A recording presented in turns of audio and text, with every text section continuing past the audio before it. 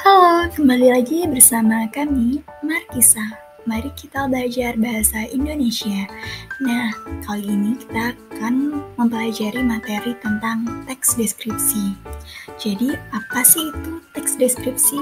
Mari kita simak bersama-sama. Nah, jadi di sini ada definisi, ciri, dan jenis teks deskripsi. Jadi yang pertama nanti kita akan membahas pengertian dari teks deskripsi, dan yang kedua ada ciri-ciri teks deskripsi, dan yang ketiga ada jenis teks deskripsi. Nah, selanjutnya di sini ada pengertian dari teks deskripsi, yaitu teks yang menggambarkan secara jelas objek, tempat, atau peristiwa yang sedang menjadi topik kepada pembaca sehingga pembaca seolah-olah merasakan langsung apa yang sedang diungkapkan dalam teks tersebut.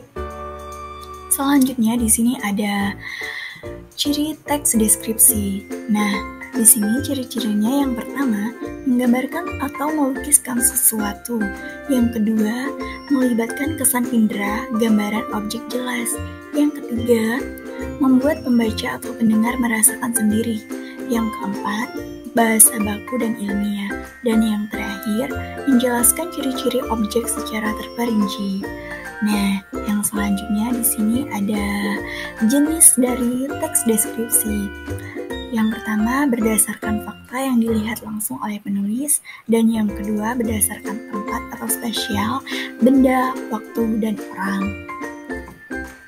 Nah, yang selanjutnya di sini ada informasi penting dalam teks deskripsi. Yang pertama, ada membaca keseluruhan teks deskripsi. Yang kedua, memahami isi teks deskripsi. Dan yang terakhir, menemukan ide pokok setiap paragraf dalam teks deskripsi. Nah, selanjutnya di sini ada struktur teks deskripsi. Nah, di sini contohnya yaitu tenun songket benang sutra asli. Sebelumnya, benang sutra diberi lapisan benang emas yang masih berwarna putih. Kain ini ditenun dengan cita rasa tinggi. Hasil tenunannya pun sangat indah dan etnik. Kain songket Palembang mempunyai ciri khas pada motifnya jika dibandingkan kain tradisional lain. Motif kain songket Palembang terlihat lebih rumit. Untuk menghasilkan kain songket Palembang, seorang perajin bisa menghabiskan waktu selama 3 bulan pengerjaan. Palembang menggunakan bahan baku.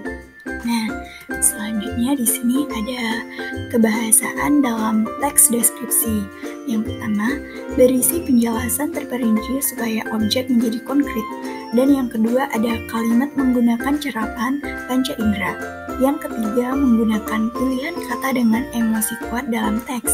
Yang keempat, menggunakan kata sinonim. Dan yang terakhir, menggunakan kata depan dan huruf kapital.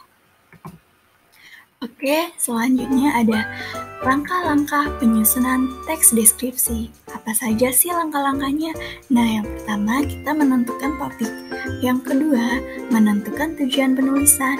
Yang ketiga, mengumpulkan informasi atau bahan. Yang keempat, membuat kerangka tulisan. Yang kelima, mengembangkan kerangka tulisan. Dan yang terakhir, menentukan judul. Nah, itu tadi pemaparan materi atau penjelasan materi dari Markisa. Jangan lupa di like dan subscribe. Bye-bye!